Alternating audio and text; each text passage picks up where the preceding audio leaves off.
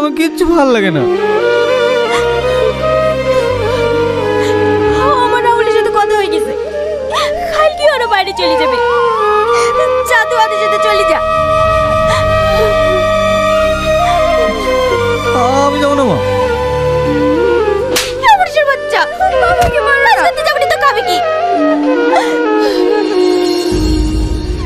ওর থেকে কথা শুনতে শুনতে আমার চার জীবন চলে গেল। বেরিয়ে যদি আমার বাড়ি থেকে, তোর মতো ছেলে থাকা থেকে না থাকা কত ভালো। তুই থেকেও বেড়ে পেতে গেছে, না দেখলেও বেড়ে পেতে খাবো। তখন তো আর হাত পাততে যাবো না।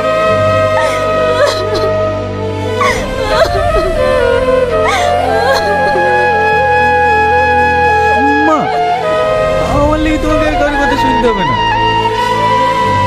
কারো গায়ে লুকাইতে হবে না। আমি রাহুল ভাইদের সাথে কাজে চলে যাবো।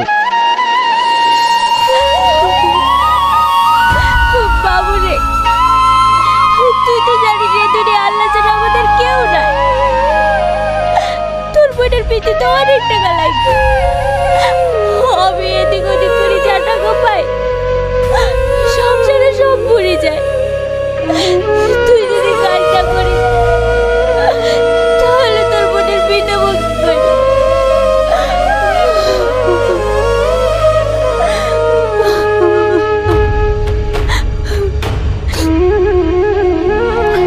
সালমা, পুলা জামা কাপড়গুলো রাতে ব্যাগে গুছিয়ে দিস।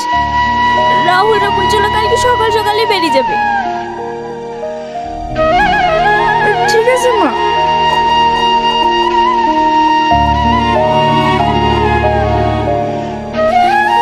লে ধর, 50 টাকার মাংস লাইগা।